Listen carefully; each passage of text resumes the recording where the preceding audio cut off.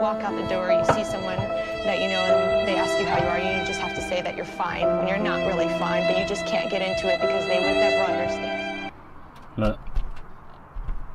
Go and fucking snap the thread, and I've messed up my headlights the day before Ford Fair. Look at them.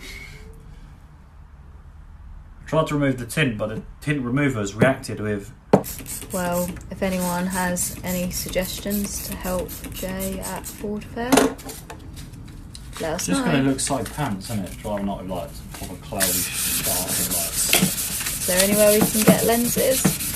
Zoom in on that. You look bad. When you get up to there... Don't know if I'd recommend this, you know. Now just how much play. There's one there, the worst one.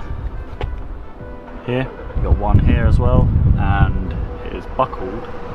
Where's it buckled? Just here. They look perfectly fine. Looks pretty cool actually. Some really cool beading. See how their clear coat's peeled off.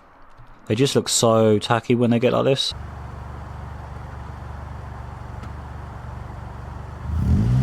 Good bias too.